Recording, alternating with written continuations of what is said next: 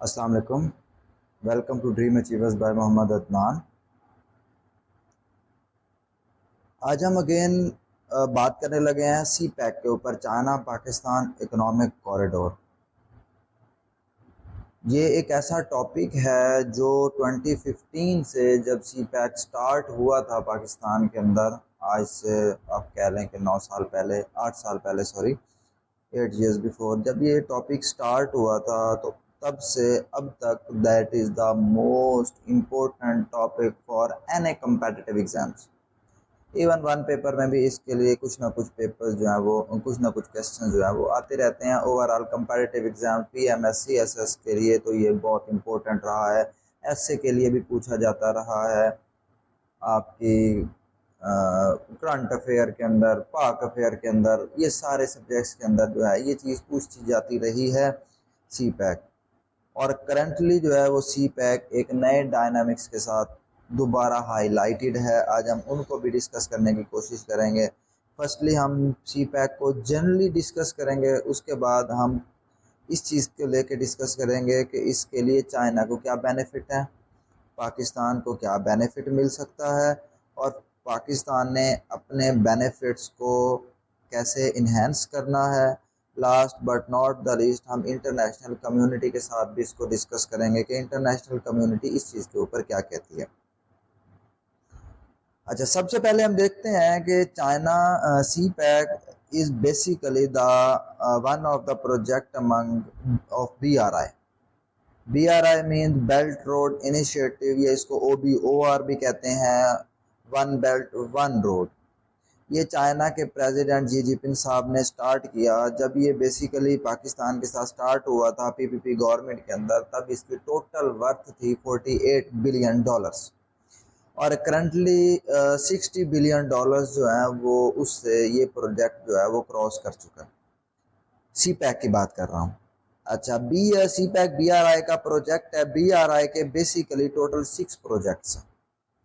One is CPEC, second is New Eurasian Land Bridge, third is China, Mongolia, Russia, third is Bangladesh, China, India, Myanmar, fifth is China, Indonesia Peninsula Economic Corridor, and last is the China Central Asia and West Asia Corridor।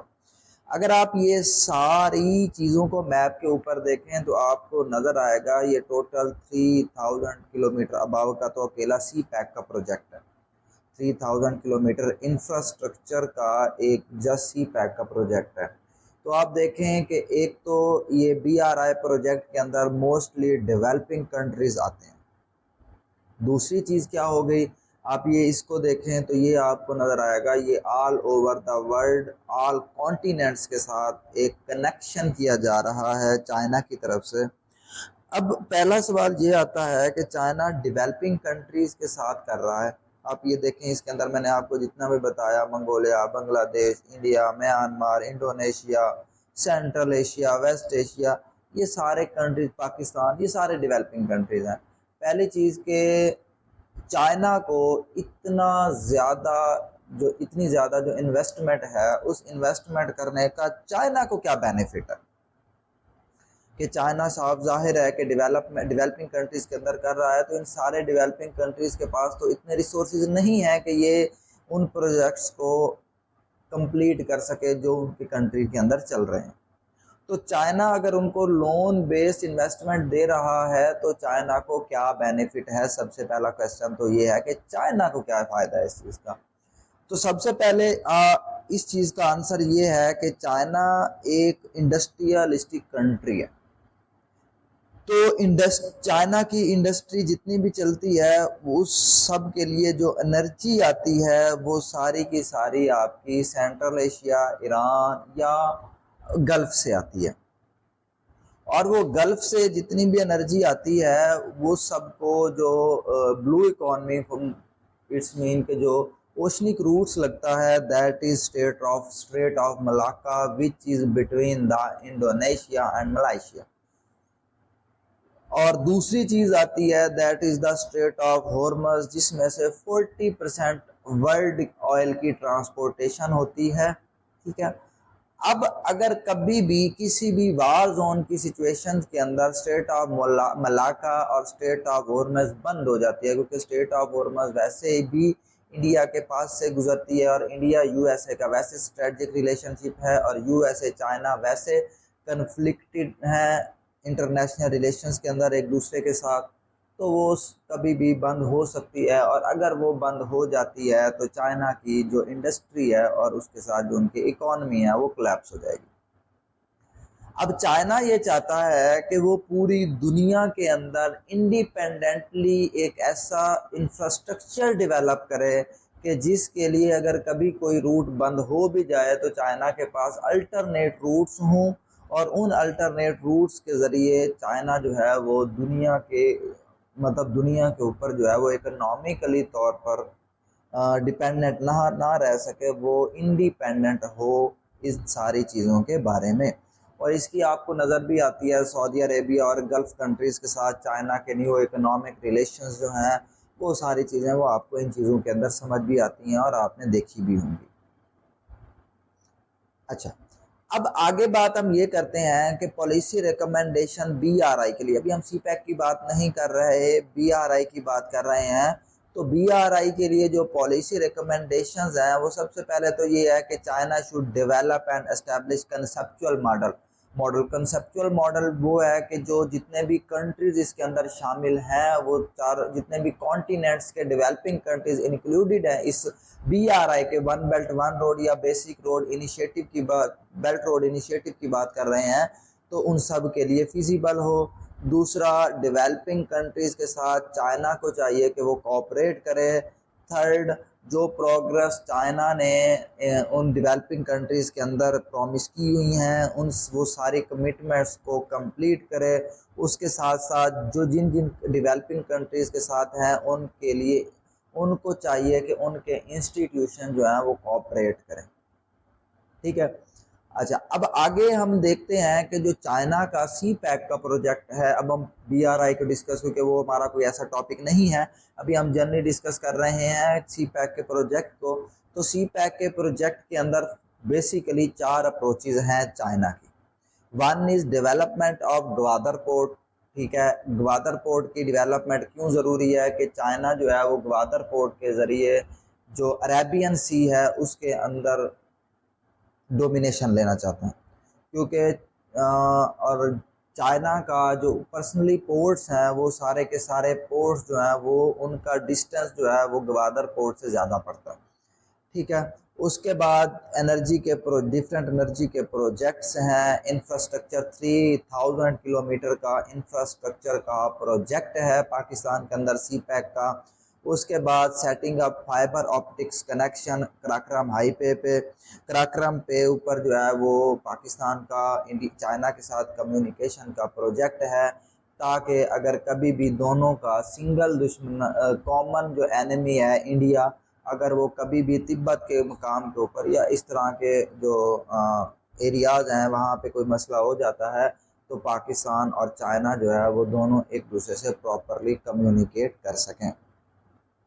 अब हम देखते हैं कि सी pack जो है वो game changer कैसे है पाकिस्तान की इकॉनमी के लिए। ठीक है, तो सबसे पहले क्या है कि अपॉर्चुनिटीज़ जो हैं चाइना और पाकिस्तान दोनों के लिए लॉन्ग टर्म इकोनॉमिक अपॉर्चुनिटीज़ हैं। अपॉर्चुनिटीज़ किस किस तरह हैं हम उसको देखते हैं कि सबसे पहले फाइनेंसिंग सेक्टर जो है, मतलब क्या है कि पाकिस्तान के अंदर इसके लिए डिफरेंट इन्वेस्टमेंट्स आएंगी। पाकिस्तान का इंफ्रास्ट्रक्चर बिल्डअप होगा तो डिफरेंट कंट्रीज़ की जो रूट्स हैं वो यहाँ से जब गुजरेंगे कॉन्टिनेंटल रूट्स, तो पाकिस्तान के अंदर बहुत हद तक इकोनॉमिक प्रॉस्पेरिटी आएगी। सोशो इकोनॉमिक जो प्रॉब्लम्स हैं पाकिस्तान के या एम्प्लॉयमेंट इश्यूज हैं वो सॉल्व हो जाएंगे। अच्छा, अर्बन डेवलपमेंट होगी, जहाँ जहाँ इंफ्रास्ट्रक्चर डेवलप होगा उनके साथ डिफरेंट डेवलपमेंट्स होंगी। उसके बाद जो है ह्यूमन रिसोर्स डेवलपमेंट्स होंगी, क्योंकि जब यहाँ ये प्रोजेक्ट होंगे वहाँ पाकिस्तान की लेबर साथ रहेगी, चाहे वो स्किल्ड होगी, चाहे सेमी स्किल्ड होगी, चाहे अनस्किल्ड होगी, तो उनके साथ जब रहेगी तो वो ह्यूमन रिसोर्स डेवलपमेंट हो जाएगा।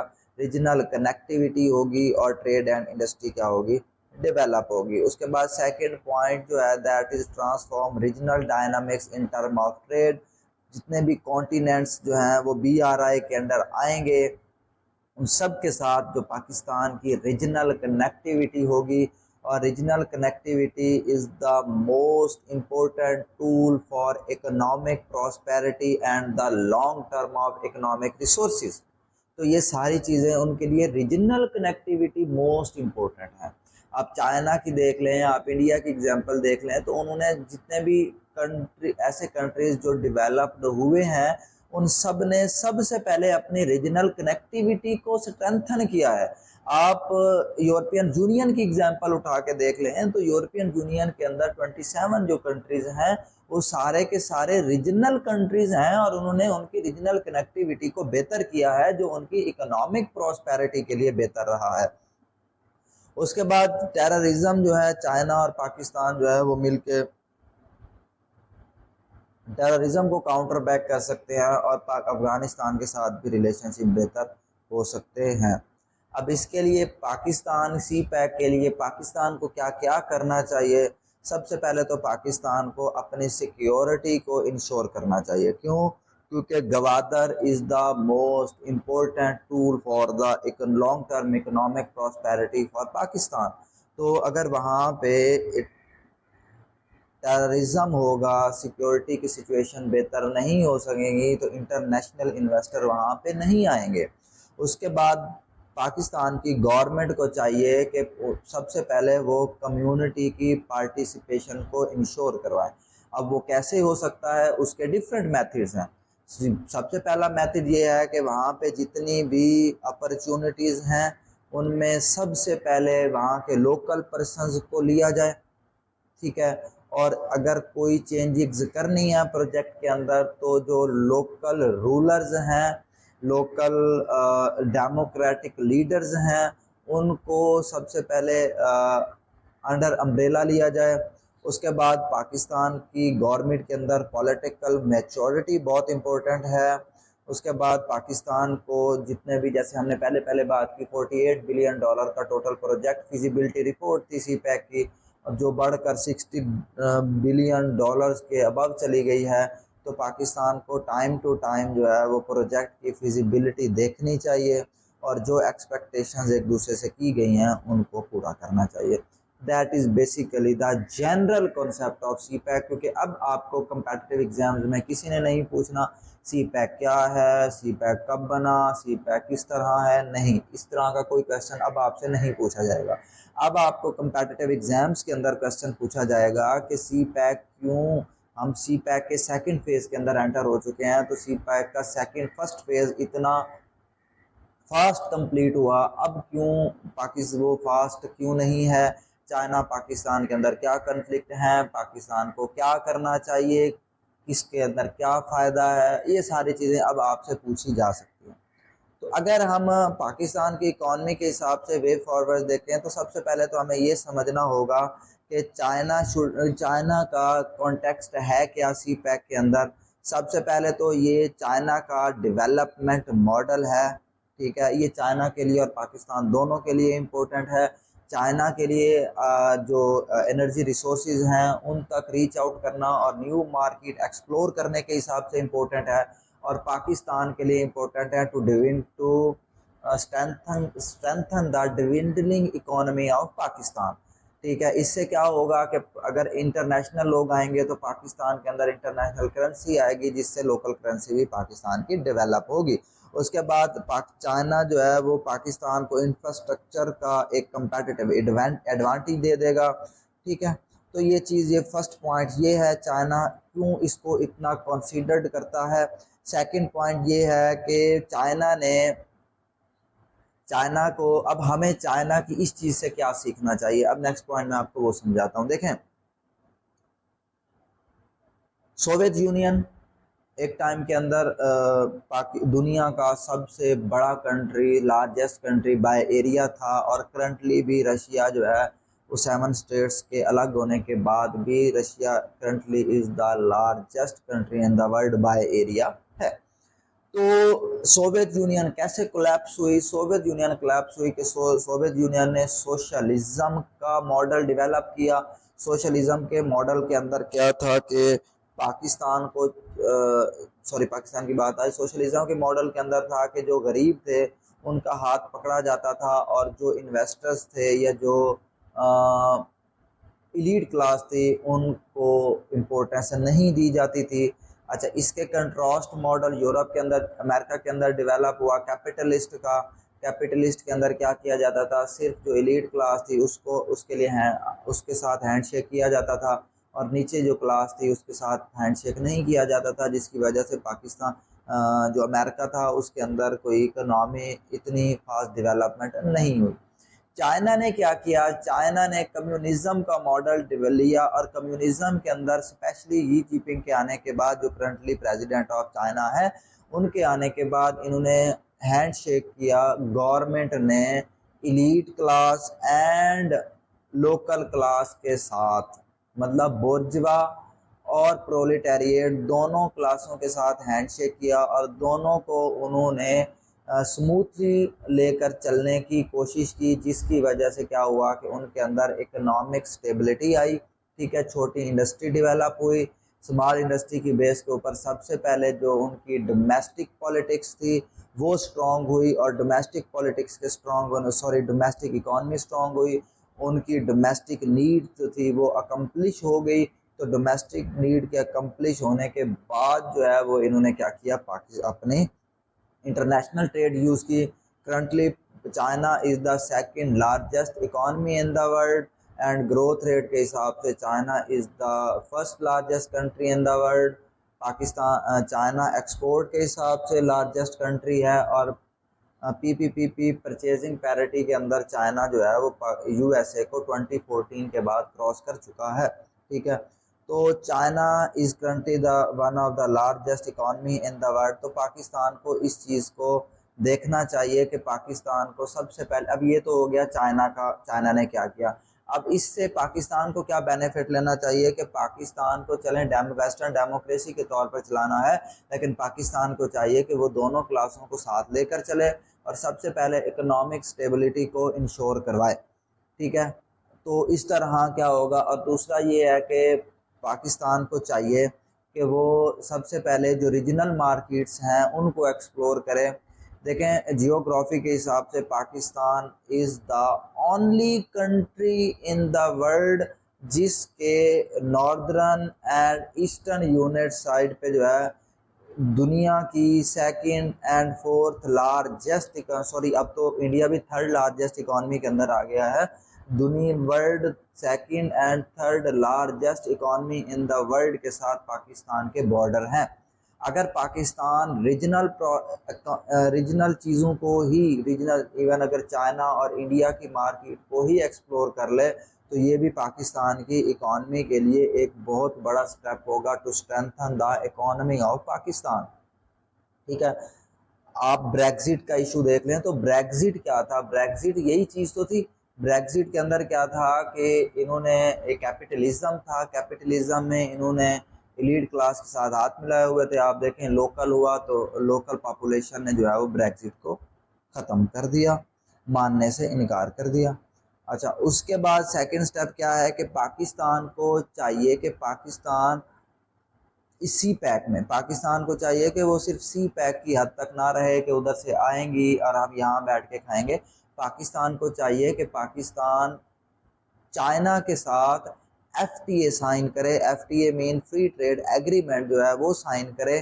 ठीक है, जिसकी बेस के ऊपर चाइना के अंदर पाकिस्तान की जितनी भी प्रोडक्ट जाएगी वो ट्रेड फ्री जाएगी, और पाकिस्तान की जो सारी ट्रेड हो that is with yuan which is the currency of China and rupee which is the currency of Pakistan, इसके अंदर होनी चाहिए। इससे बेनिफिट पाकिस्तान को ये होगा कि पाकिस्तान को अपनी करेंसी डी वैल्यू होने से कोई इशू नहीं होगा। ठीक है, उसके बाद हम नेक्स्ट बात करते हैं तो बेल्ट एंड रोड इनिशिएटिव जो है that is basically 3 trillion world का प्रोजेक्ट है। ठीक है, और 60% पॉपुलेशन ऑफ द वर्ल्ड जो है वो इसके अंदर हिस्सा लेगी।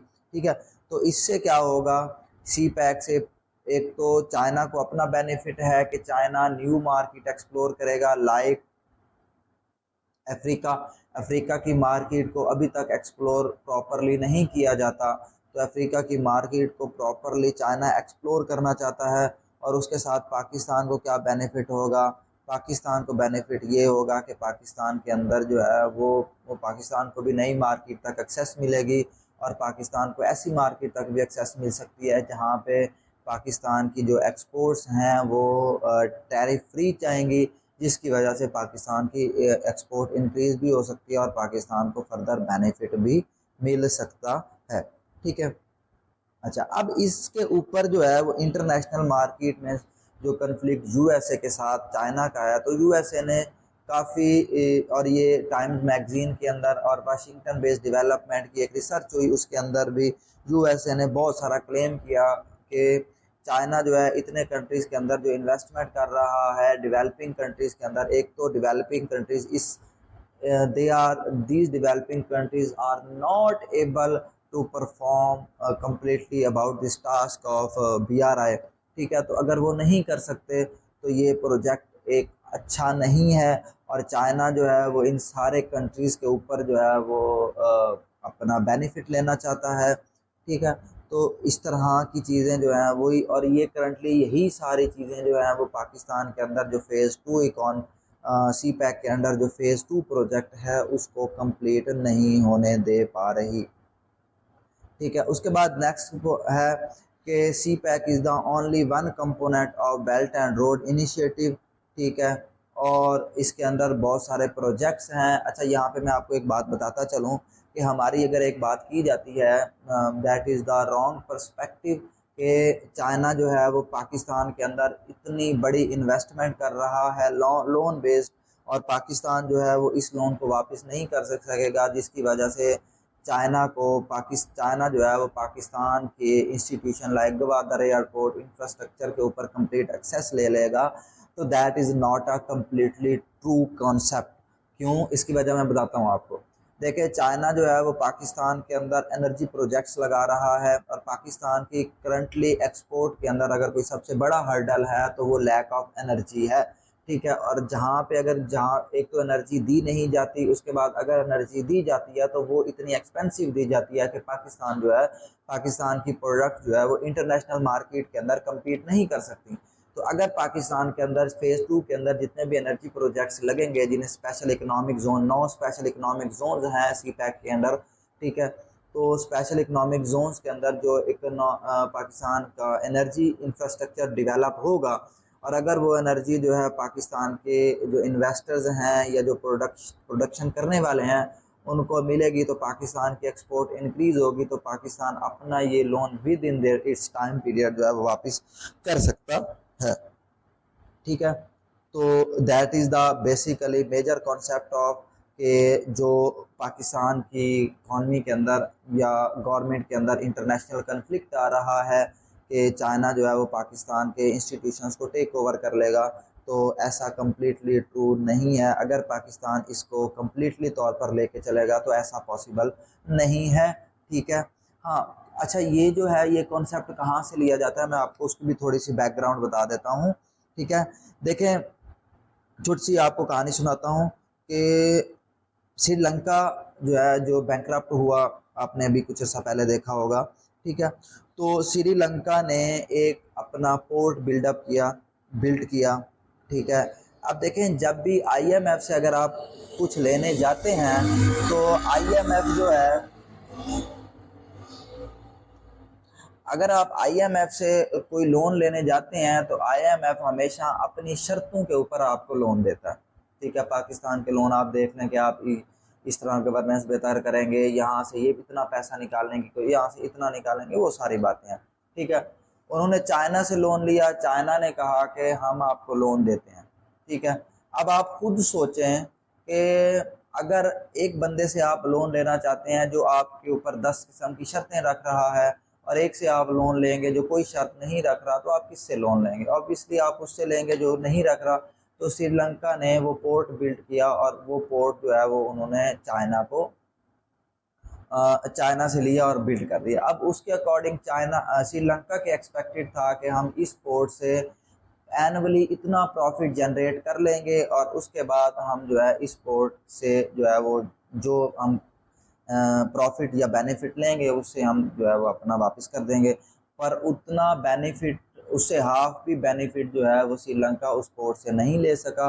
और एट द एंड जब श्रीलंका चाइना को लोन नहीं वापस कर पा रहा था तो उन्होंने कहा कि आप ऐसा करें, इस पोर्ट की आप कंप्लीट एक्सेसिबिलिटी ले लें और यहीं से आप अपना जो प्रॉफिट है वो अर्न कर लें। अब ये मसला खड़ा हुआ कि इंटरनेशनल इंस्टीट्यूशन के अंदर और इंटरनेशनल फोरम के अंदर इंडिया ने कहा कि क्योंकि वो जो पोर्ट है उसका साइड पड़ती है इंडिया के बॉर्डर के साथ, तो इंडिया ने कहा कि अगर इनको कंप्लीट एक्सेसिबिलिटी दी जाती है तो that is not good for the sovereignty of India and the security of India. तो ये इशू खड़ा हुआ। तो इस बेस के ऊपर इंटरनेशनल मार्केट में इंटरनेशनल फोरम के ऊपर फर्दर जो इंटरनेशनल प्लेयर्स थे उनका ये बात चली कि अगर चाइना जो है श्रीलंका के ऊपर एक्सेसिबिलिटी ले सकता है पोर्ट के ऊपर कि लोन ना वापस करने पे, तो पाकिस्तान की इकॉनमी भी इतनी अच्छी नहीं है जो ये लोन वापस कर सके, तो पाकिस्तान की इकॉनमी के साथ भी ये इशू हो सकता है। क्लियर है? अच्छा, उसके बाद क्या है कि नेक्स्ट पॉइंट है जो सबसे पहले क्या है कि trace the economic consequence we need to Pakistan should need to identify those component that have been approved and been completed और आर अंडर एक्टिव इम्प्लीमेंटेशन। ठीक है, तो पाकिस्तान को चाहिए कि इस प्रोजेक्ट के अंदर पाकिस्तान वो चीज़ें सबसे पहले बिल्डअप करे जिसकी पाकिस्तान को ज़रूरत सबसे ज़्यादा है। कंप्लीट है। उसके बाद द मोस्ट इम्पोर्टेंट थिंग कि इसके अंदर पाकिस्तान को सिर्फ थार कोल प्रोजेक्ट के अलावा, ये मैं पाकिस्तान के हिसाब से आपको बता रहा हूँ सी पैक के अंदर, क्योंकि सी पैक के अंदर डिफरेंट जो एनर्जी प्रोजेक्ट्स हैं वो कोल बेस्ड भी हैं और कोल बेस्ड भी वो इम्पोर्ट कोल बेस्ड प्रोजेक्ट्स हैं। तो पाकिस्तान को चाहिए कि इसके अंदर वो ऐसे प्रोजेक्ट्स को इंक्लूड करे कि सिर्फ थर कोल प्रोजेक्ट जो है जहाँ पे प्लेंटी ऑफ कोल जो है वो पाकिस्तान के लिए मौजूद है, सिर्फ उसके अलावा जितने भी फर्दर एनर्जी प्रोजेक्ट हैं वो पाकिस्तान को चाहिए कि पाकिस्तान उसको ज़ीरो कार्बन पॉलिसी के अंडर जो है उसको कंप्लीट करे। ठीक है, और इंपोर्ट कोल बेस्ड प्रोजेक्ट जो है वो पाकिस्तान ना ले, और जितने भी क्लीन प्रोजेक्ट्स होंगे वो पाकिस्तान को जो है एक तो क्लीन एनर्जी देंगे जिसकी वजह से जो पाकिस्तान क्लाइमेट वल्नरेबल कंट्री है उससे भी वो बेहतरी आ जाएगी, और दूसरा ये है जो क्लीन एनर्जी है वो पाकिस्तान के लिए more long lasting and more durable and more inexpensive जो है वो रिसोर्स ऑफ एनर्जी है। ठीक है, तो उसके ऊपर पाकिस्तान को वर्क करना चाहिए। ठीक है, अच्छा, इसकी बात मैं आपको पहले ही बात कर चुका हूँ। Highly exaggerate in some quarter that if country did not achieve anything before और is unlikely to better in future absence of CPEC. तो हम यही बात कर रहे हैं कि देखें सी पैक इज़ कम्प्लीटली, ठीक है, एक हिस्सा है पाकिस्तान की इकॉनमी को बेहतर करने का, but it is not a complete solution for the dwindling economy of Pakistan. ठीक है, ये एक सहारा दे सकता है but it is not a complete thing. So Pakistan को इसी पैक से ऊपर निकल के भी कुछ चीज़ें जो हैं वो सॉल्व करनी पड़ेंगी और डिफरेंट कंट्रीज़ के साथ, लाइक जिस तरह हमने पहले FTA की बात की, फ्री ट्रेड एग्रीमेंट हो गया, उसके बाद आसियान कंट्रीज़ के अंदर 11 कंट्रीज़ हैं आसियान के अंदर, उन कंट्रीज़ के साथ, क्योंकि आसियान कंट्री जितने भी हैं उन सब की इकॉनमी एक्सपोर्ट ओरिएंटेड इकॉनमी है, उनका मॉडल ही एक्सपोर्ट ओरिएंटेड है, तो पाकिस्तान को उसको भी लेकर चलना, उसके हिसाब से उनके साथ भी एग्रीमेंट करने चाहिए ताकि जितनी न्यू मार्केट्स पाकिस्तान एक्सप्लोर करेगा पाकिस्तान की इकोनॉमिकली स्ट्रेंथन होने के चांसेस उतने बढ़ जाएंगे। और दूसरी सबसे बड़ी बात यह है कि जितनी न्यू मार्केट्स होंगी उन मार्केट्स के अंदर पाकिस्तान के लिए जो चैलेंजेस हैं वो उतने कम होंगे। ठीक है, और कंपटीशन भी पाकिस्तान को उतना कम फेस करना पड़ेगा। ठीक है, उसके बाद अगर हम आगे बात करते हैं, ठीक है, तो वो क्या है कि सबसे पहले पाकिस्तान को चाहिए कि जो लिक्विडिटी प्रॉब्लम्स हैं पाकिस्तान वो रिज़ॉल्व करे। उसके बाद पाकिस्तान के अंदर, ये मैं आपको सी पैक के अंदर बात कर रहा हूँ और ओवरऑल भी पाकिस्तान की इकॉनमी के लिए ये बहुत बड़े अच्छे वे फॉरवर्ड्स हैं। सबसे पहली बात ये है कि पाकिस्तान को चाहिए कि पाकिस्तान जो है वो उन इंस्टीट्यूशंस को चाहिए, गवर्नमेंट और इंस्टीट्यूशन को, कि जो इन्वेस्टमेंट के लिए कॉस्ट है और वो जो मैकेनिज़्म है इन्वेस्टमेंट का उसको मिनिमाइज़ करें। ठीक है, पाकिस्तान के अंदर जो कस्टम का कॉन्स्टिट्यूशन लॉज हैं वो टोटली आउट ऑफ ऑर्डर हैं। ठीक है, आप देखें पाकिस्तान के ये जितने भी कस्टम के काम वो चल रहे हैं वो तब जब जो ब्रिटिश जो है हमें जाते हुए दे गए थे। हमें जनाब डिफरेंट इंस्टीट्यूशन की एक्सेसिबिलिटी चाहिए होती है। ठीक है, और हर उसके ऊपर हमें डिफरेंट जो इंस्टीट्यूशन हैं उनके अप्रूवल चाहिए होते हैं। ठीक है, तो ये एक बड़ा लेंथी काम हो जाता है। पाकिस्तान को चाहिए कि पाकिस्तान जो है अब पूरी दुनिया में चले जाएं, जितने भी डेवलप्ड कंट्रीज़ हैं, आपके एक ड्राइविंग लाइसेंस के ऊपर आपको बिजनेस ओपन करके दे दिया जाता है और आपकी एक्सपोर्ट जो है वो चल। अगर आप पाकिस्तान के अंदर देखें तो पाकिस्तान के अंदर एक छोटा सा पोर्ट है और इतनी लिमिटेड सी पाकिस्तान के अंदर प्रोडक्ट्स आती और जाती हैं, इंपोर्ट एंड एक्सपोर्ट होती है, और इसके ऊपर पता नहीं कितने दिन लग जाते हैं। अगर इस यही सिचुएशन यूएसए के अंदर रहे जिसके अंदर daily bulk of import and export होती है, तो क्या वो इस चीज़ के सर्वाइव कर सकते हैं? तो सबसे पहले पाकिस्तान को जो है वो एक तो कॉस्ट डिक्रीज करनी चाहिए, उसके बाद minimal the hassle cause by government functions, and last but not the least is providing the export access to gas and power at the affordable prices। ठीक है, that is basically the project of CPEC। इसके अंदर भी आगे बहुत सारी चीज़ें हैं, आपको इनके नोट्स में आपको लिंक में दे दूंगा। ठीक है, आपने इसको कम्प्लीटली रीड करना है। अगर इसके बारे में कोई फर्दर क्वेश्चन हो तो बाकी मुझसे ज़रूर पूछ लीजिएगा। बट सी पैक के लिए आपको अब जो चीज़ें प्रिपेयर करनी है वो ये चीज़ नहीं प्रिपेयर करनी कि क्या चीज़ है, कैसे है, कब हुआ, किस तरह हुआ, ठीक, क्या क्या कंप्लीट हो गया, ऐसा कोई क्वेश्चन अब नहीं आएगा, ये पास्ट में चले गया।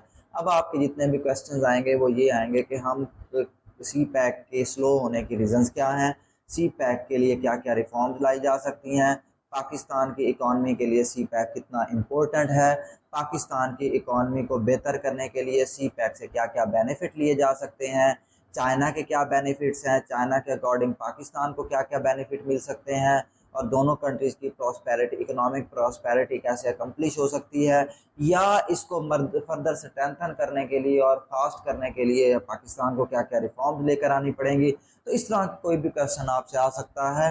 तो इन हिसाब से मैंने ये टॉपिक जो है ये कंप्लीट किया। तो आपने इनको कम्प्लीटली जो है वो आपने इसको रीड करना है। ठीक है, तो जिसकी बेस के ऊपर जो है वो आपको एक अच्छा नॉलेज मिल सकता है। और इसके फर्दर एट द एंड में डिस्कस करना चाहूँगा कि पाकिस्तान की गवर्नमेंट को डिफरेंट चीज़ें करनी पड़ेंगी। सबसे पहले पाकिस्तान की गवर्नमेंट को चाहिए कि पाकिस्तान की गवर्नमेंट जहाँ भी प्रोजेक्ट हो रहे हैं सी पैक के अंडर, उनको सबसे पहले जो वहाँ की लोकल पॉपुलेशन है उनको अपॉर्चुनिटीज़ दी जाए, पाकिस्तान की लेबर को वहाँ पे वर्क दे के स्किल्ड बनाया जाए, ताकि बाद में पाकिस्तान जो है जितने भी इश्यूज वो खुद रिजॉल्व कर सके।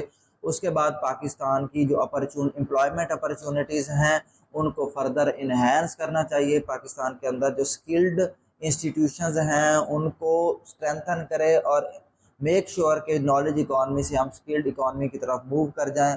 ठीक है, उसके बाद जो गवादर के अंदर जो प्रोजेक्ट्स हैं उनको प्रायोरिटी बेसिस के ऊपर सॉल्व किया जाए, क्योंकि गवादर जो है अरेबियन सी के लिए one of the most important access है अरेबियन सी तक जाने के लिए, और वो पाकिस्तान का अपना पोर्ट होगा। तो उसकी बेस के ऊपर और चाइना की जितनी भी इंपोर्ट एक्सपोर्ट होगी वो इसी के थ्रू होगी, जिसकी वजह से पाकिस्तान को एक बड़ी इंटरनेशनल इन्वेस्टमेंट जो है वो पाकिस्तान के अंदर आएगी। ठीक है, इसके अंदर कोई अगर कोई क्वेश्चन हो तो वो मुझसे पूछ लीजिएगा। ठीक है, अल्लाह हाफिज़।